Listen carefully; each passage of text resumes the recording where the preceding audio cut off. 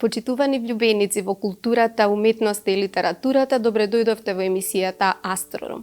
Денес имам посебно задоволство да разговарам со еден наш режисер кој што е во екот на неговата кариера, токму деновиве не израдува со големи одгласи надвор од границите. Ке споменам само Глембаеви, Дервишот и смртта, кај нас има поставено толку монументални дела што чинам дека ќе претпоставите дека денес ќе разговарам со нашиот Дејан Пројковски. Дејан, добре дојдовте во емисијата Астрорум. Добре најдов и благодарам за поканата.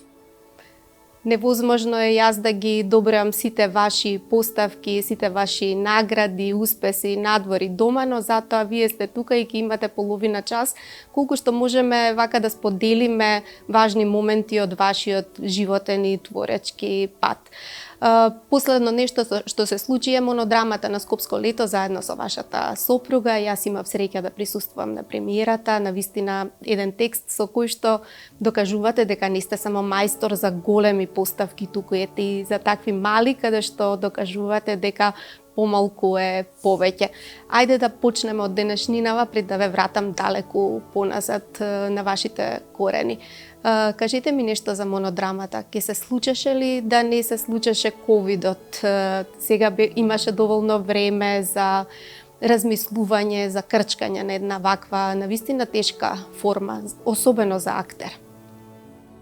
Па да, мислам дека всушност некако ковидот не врати сите во некои основни начала, основни работи што некако во секојдневните гужви и трчања ги подзаборавивме. Мислам дека ковидот беше еден период кога човекот всушност некако разбравме сите колку сме избегале од самите себе, така што тој период на пандемијата мислам дека беше некако враќање, некако човекот повторно започна да се гледа внатре во себе, да ја преиспитува, би рекол, и смислата на своето постоење, бидејќи во една секојдневна брканица многу често сите влегуваме во некакви заблуди и всушност театарот нели како е едена од уметностите која што мора да се случува во живо, се соочи со,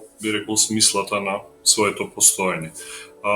И така се вративме сите на една реченица на големиот режисер Питер Брук, кој што вели дека театарот е кога еден игра и еден гледа. Тоа е доволно за да се случи театарскиот чин. Односно, еден што ќе игра, ќе ја пренесе пораката и гледачот или сведок кој што ќе го сведочи уметничкиот чин. И всушност во тој период ние и претходно разговаравме веќе со сопругата дека таа има желба да работи монодрама. Мислам дека веќе е во една актерска зрелост и фаза каде што навистина може да се носи со тој еден од најголемите актерски предизвици, така дојде поканата од директорката на Драмски театар да го работиме романот 5 часа со Марио на Мигел Делибес, кој што е всушност еден роман на еден од најголемите шпански автори. Самиот автор ја има највисоката награда за литература во Шпанија Сервантес, одликуване со највисока награда за уметност од шпанскиот крал, 3 пати има номинација за Нобелова награда. Всушност сето тоа беше еден голем предизвик тој период да го искористиме максимално креативно и мислам дека Кармен, самата монодрама, е производ кој што го создадовме за време на пандемијата, една представа која што во самата форма некако е како во една цинична варијанта, би рекол, како Диоген сред бел ден со свеќа во рака го бара човекот, а всушност нашата Кармен ја бара малограѓанштината, или што е се она кое што го живееме во секојдневието е во така наречениот лажен морал или погрешни сваќања за животот, едни општествени норми кои што и самата Кармен по секоја цена се обидува да ги оствари, да живее во заблуди. Се разбира, од друга страна, Делибес е еден голем автор кој што се занимава и со политичката ситуација во Шпанија и воопшто прашањето за демократијата, за религијата, но она што посебно ме радува и на последната изведба на Скопско лето е што представата одлично комуницира со публиката, односно и вчера во публиката имавме различни генерации на гледачи. Много е интересно како секој после представата излегува со собствени одговори со кои што всушност се занимава и самата Кармен. Така што еве веќе имаме некои најави за фестивали од есен и следната година во регионот и малку подалеку, така што се надевам дека Кармен ќе продолжи да биде една убава успешна театарска приказна. Дефинитивно има и силна женска страна представата, барем јас како ја доживеав и моите пријателки со кои што ја гледавме. Сакам да прашам, а и добро комуницира со денешноста, со она што нам ни се случува, вечни теми, како да е пишувана денес и во Македонија, така што навистина честитки за изборот. Верувам дека не беше едноставно да се работи со сопругата. Вие имате големо искуство од соработки со голем број на актери, сценаристи. Како беше да се создава една представа дома? Или веќе се двајцата индивидуалци, силни индивидуалци во својата професија, така што сите бариери беа надминати? Ние сме имале претходно една соработка и тоа е пред некои 18 години, кога се уште не бевме заедно со Билјана, така што ова е после 18 години наша прва заедничка соработка и многу е интересно. Всушност, сите овие години заедно ние некако двајцата зрееме, би рекол, во професијата, некако константно дома разговараме за театарот, за уметноста, за она што го работиме, но додека човек не се сретне на сцена и практично не секогаш ти е доволно јасно кој какви погледи има и начинот на кој што работи, така што Кармен беше, би рекол, едно наше многу интересно театарско преоткривање и се разбира, Билјана е прекрасен актер и беше многу интересно, но всушност театарот е како се вели, велат ако денес сакате да ја побарате вистината, ќе ја пронајдете во театарот. Јас мислам дека таа една линија која што сите што си играме на театар ја поминуваме и веќе сакам да кажам многу едноставно ја поминавме таа линија, имавме многу убав, возбудлив и креативен процес, заборавајќи на се она околу нас. Така што мислам дека нешто сега се договараме дека за година-две може би работеле една монодрама во потполно една друга естетика, што исто така мислам дека ќе биде доста интересно за публиката. Вие сте во МНТ, таа е во драмски, значи играте Пелистер, за Пелистер и за Вардар, така што не е ни чудно што не сте имале толку соработки, но ова секако е прекрасно. Ајде сега да ве вратам, го споменав Пелистер, вие сте битолчанец, знаменит град кога е во прашање театарот, меѓутоа вашето образование го продолжите во Бугарија, го завршивте таму, дипломиравте и магистриравте на силна школа. Конечно, не верувам дека ви беше баш едноставно да се наметнете на македонската сцена со оглед на силната катедра, на ФДУ во Скопје и на тие кои што режисерите кои што излега од таму, но ајде вака накусо за вашите почетоци. Љубовта во театарот претпоставам дека се роди во битулскиот театар. Докаде ви досегаат сеќавањата и кој беше виновен што решите дека тоа ќе биде вашата животна пределба? Па јас мислам дека уште од основно образование некаде почнав да се занимавам со театар, всушност да ме привлекува. На почетокот, како почнав да играм и да режирам во своите представи што ги работевме на школа, потоа имавме драмска аматерска група која што се викаше Солза и смеја.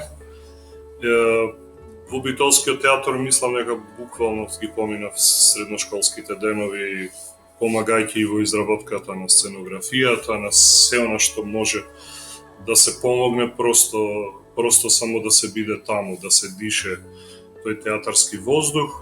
Тој период беше силен период на битолскиот театар, така што навистина растев со убави представи. Тој беше силен период на сега покојниот наш Владо Цветановски, кој што ги правеше тогаш неговите најголеми представи.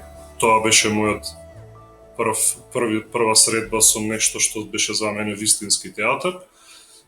Потоа мојот професор Красимир Спасов, кој што е еден од најголемите режисери во Бугарија, работеше представа во битолскиот театар и всушност таа беше представата што ме импресионираше. Некако се она што замислував во себе што е театар, го видов во таа представа и така се одлучив да студирам во Софија и секоја вечер ги гледав тие големи представи. Мислам дека е многу важно за млад човек кој ќе може да додека студира, додека се учи на театар, да ги гледа големите мајстори, некако да има можност. Јас сеќавам дека тој периодот кога режираше и Оскаровецот Иржи Менцел во Софија, сум присуствувал и на негови проби. Така еден многу силен театарски живот и многу важно за млад човек да ги поставува вистинските репери, да знае каде треба да се стреми. Така што тие 5 години во Софија, нели, студиите и магистерските, се всушност годините каде што јас би рекол се оформив како режисер, меѓутоа и како личност. Некако мојот професор имаше тезата дека добар уметник мора да биде и добар човек, дека тие не можат да бидат поделени работи, дека всушност се што работиме во уметноста треба да работиме со љубов и само на тој начин треба да го подобруваме светот. Но пред да го подобруваме светот треба прво да се променуваме самите. Да тргнуваме со промените од самите нас, бидејќи обично е најлесно да зборуваме за други, да го вперуваме прстот во други, но многу е потешко да започнеме секогаш од самите себе. Така што тие 5 години некако колку што сватив дека театарот е возвишена уметност и привилегија да човек да се занимава со него, од друга страна сватив дека е игра, дека всушност треба човек само да го разбуди детето во себе и бескрајно да игра, да се забавува и всушност од сите дефиниции за театар уште таму во студиите сватив дека најточната е дека театарот е игра. После требаше да се почне професионалниот живот во Македонија. Ја добивте шансата или си ја создадовте шансата? Какви беа вашите почетоци? Колку време требаше, колку представи треба да се постават за да почувствувате дека сериозно се наметнавте на сцената, дека почнаа сериозно да ве разбираат, ги убедивте тие што треба да ве ангажираат? Јас ја имав можноста да асистирам прво на неколку представи и можеби така од блиску да се запознавам со нашите театарски професионалци, бидејќи и тие 5 години во Софија сепак на некој начин ме оддалечија од нашите сцени, но така имав можност да соработувам со Бранко Ѓорчев, со Сенко Велинов и така добив првата шанса да ја работам представата Падот на невиноста на Василий Сигарев во Драмски театар, една представа која што за среќа привлече доволно внимание во јавноста, почнав да доаѓа доста публика, посебно млада и така. Мислам дека некако првата представа веќе ми ги отвори вратите во другите театри за соработка. Интересно е што како поминува времето, сега всушност само сваќам дека уметноста е маратон, дека не е важно кој е прв на 100 метри или на 5 километара, важно е кој ќе истрча до крајот, до целта, а таму крајот, целта е всушност никогаш да не ја продадеме собствената професија, собствената етика и секогаш да го даваме максимумот. И она што е најважно посебно за режисерите е никогаш да не правиме компромис кој што ќе се одрази на представата или на професијата. И тој всушност маратон кој што како човек повеќе работи и станува свесен, потоа тој маратон некако јас веќе го доживувам како еден празник, како едни можности за постојани средби со нови луѓе, со нови култури. Некако театарот е едно место каде што не обединува сите. 2 месеци кога ќе почнеме заедно да работиме и да сонуваме, мислам дека нема поубаво нешто на светот, кога просто ќе запознаете некои луѓе кои што зборуваат и друг јазик и имаат друга култура, и кога во тие 2 месеци ќе се обединеме сите заедно во името на театарот и ќе создадеме театарска представа. Така што кога зборуваме за почетоците, мислам дека многу брзо го разбрав тоа дека театарот е маратон. Исто така многу брзо разбрав уште кога почнав да ги добивам првите награди дека всушност мислата на театарот е само во подигнувањето на завесата и во тие 2 часа додека не гледа публиката, дека всушност и тоа точно се сеќавам на една награда која што ја добив, и кога ја примив наградата, после тоа се играше една моја представа и кога започна представата, всушност некако во себе сватив дека смислата е токму во моментот на играњето, бидејќи мене 2 работи ме фасцинираат. Тоа се големите оркестри симфониски и театарот, бидејќи тие се живи само во моментот кога ќе се соберат тие 80-100 луѓе на сцената. Инаку се друго се само обични листови. Ништо не значат листовите со делата на Бах, на Моцарт. Тие имаат смисла само кога 80 луѓе заедно ќе дишат и ќе го создаваат, така и со театарот. Театарот е жив само во моментот кога го создаваме. И театарот секогаш има сегашност и минато. Тој нема никогаш иднина, односно тој секогаш живее во сегашноста всушност како и животот, нели?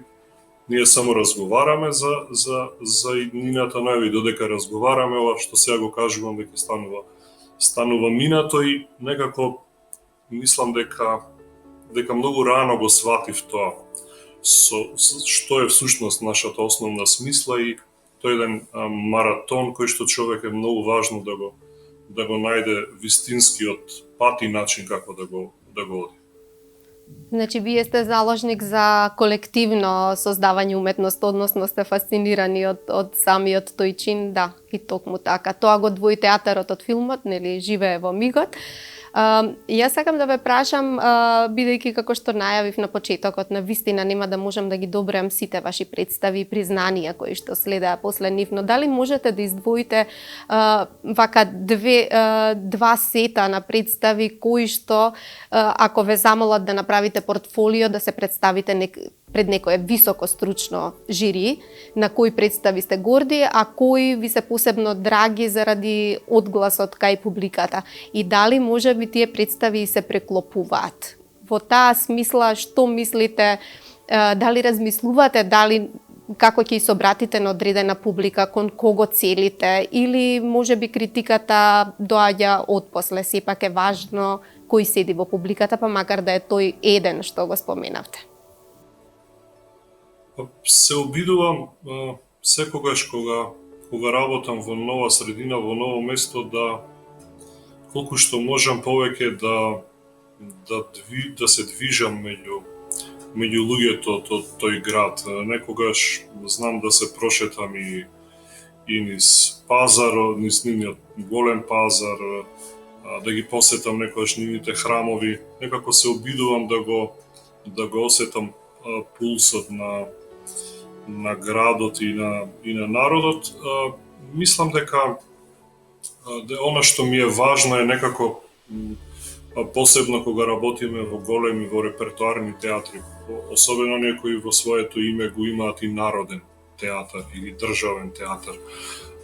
Тоа подразбира дека создавате уметност која што е наменета за народот, значи за пошироките маси. Всушност тука е, би рекол, мајсторијата, занаетот на режисерот, како да создадеме представа која што ќе доаѓаат секоја вечер да ја гледаат по 800 луѓе, а од друга страна ќе завршиме и нашата уметничка работа. Така што мислам дека и тоа е една многу важна спојка кога станува збор за овие големи театри кои што секоја вечер мора да играат пред 700-800 луѓе. И всушност мислам дека тоа е и основната некако смисла на нашата работа, тоа влегување на публиката секоја вечер во театарот. Од представите имам повеќе, имам многу представи кои што ми се драги и важни. Не знам, сигурно Хамлет во драмски, Генетика на кучињата, Црнила и бегалка во Штипски театар, во Битолски театар исто така имам неколку представи што ми се посебно драги. Можеби најмногу ги памтам представите кои што ги работевме како средношколци, таму имаше многу страст, тоа беше секогаш прашање на живот и смрт. А од последните представи, не знам, Бура во Црногорско народно позориште е така представа која што одекна многу силно. Тоа беше така еден доста голем спектакл, каде што имаше 4 луѓе што летаат во воздух, беше доста комплицирана технички, но од друга страна стана многу важна представа за театарот таму. Всушност, секоја представа некако е важна за еден период. Некои се важни за мене, некои се многу уште поважни за театрите кај што сум ги работел, но еве кога ги зборуваме и наградите и представите, да кажеме, потполно ми беше неочекувано дека представата што работе во Истанбул, Роме и Јулија во државниот театар таму, дека ќе победи, ќе биде најдобра представа на годината во Турција. Таа награда се вика Афифе, тоа е нивниот театарски Оскар и таму веќе кога си селектиран, номиниран за наградите, веќе е многу важно, бидејќи веќе авторите и представите се представуваат пред јавноста, таму 2-3 месеци трае тоа и посебно ми беше драго бидејќи таму е многу голема жири комисијата. Мислам дека околу 50 на луѓе гласаат за наградите, така што во една 80 милионска земја која ќе добиете таква награда, за која што плюс тоа и гласаат 50 на луѓе од жирито кои што никогаш нема да ги видите и да ги запознаете, на вистина е така, една голема чест и голема радост беше за целата екипа. Исто така во Хрватска е работа во Сплит, Орестија, една представа која што ја игравме над Сплит во планината во Мосор, можеби едно од најубавите места на светот каде што се гледа Сплит и морето како на дланка, и направивме еден огромен сценски спектакл кој што предизвика голем интерес. Победивме на Сплитско лето тогаш, меѓутоа воопшто некако не се надевав дека тоа ќе биде најдобрата представа во годината во Хрватска, бидејќи некако човек ги создава делата и нема секогаш не е секогаш јасно до каде е тоа добро и како сме го направиле, но сите се овие представи кои што се работени со многу љубов, со многу страст и безкомпромисно. Безкомпромисно во смисла на тоа што некако сватив дека вистинска уметност може да се создаде секогаш кога се игра на се или ништо. Дека просто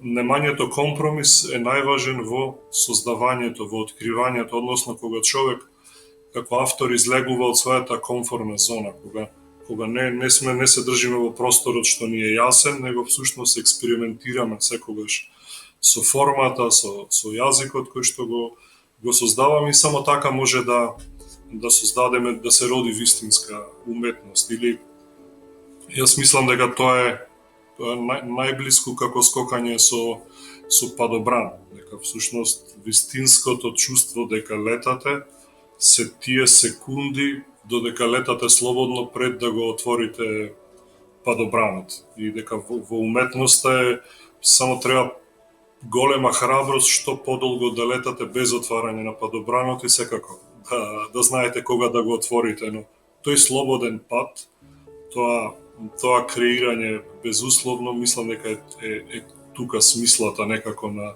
и патот да се создаде представа која што може да биде важна и интересна за публиката.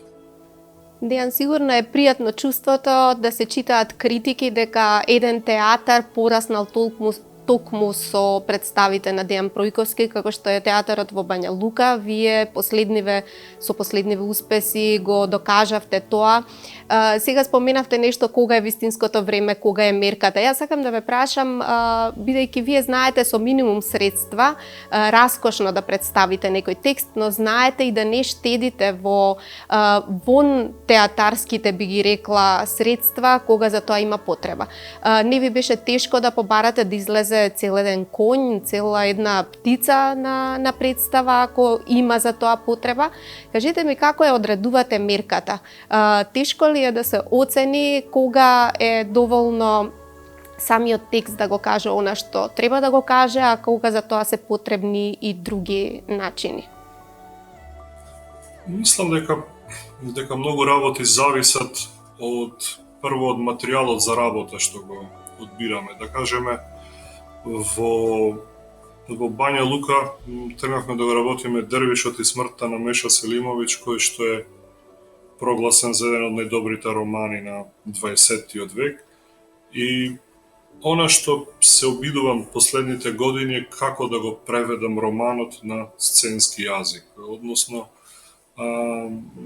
не сум од режисерите кои што го земаат романот само како инспирација, па од таа инспирација почнувам да правам некаква представа, туку напротив се обидувам што повеќе од романот да донесам на сцена, од мирисот, од визиите, бидејќи романот, секој голем роман, тој не е силен само во речениците што ги изговараат ликовите. Тие големите романи како и Меша Селимовиќ, тој е голем поради сите тие описи, поради внатрешниот свет на ликовите, размислувањата и многу работи кои што човек може да ги дознае кога го чита романот, но што кога го гледа.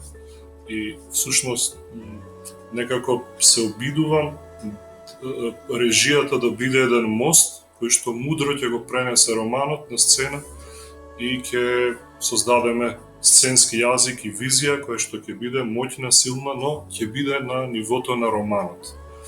И така што Дервишот и смртта е една од највпечатливите сцени ми е доаѓањето на Хасан, всушност пријателот на Дервишот кога се враќа во градот, кога поминува покрај тврдината на конј и решивме дека тоа треба да пробаме да го направиме и изгледа навистина едно прекрасно искуство. Самото појавување и на конјот и на и на Јастребот во представата додава и нов и визуелен квалитет, но и квалитет на ниво на символика и семантика на театарската представа.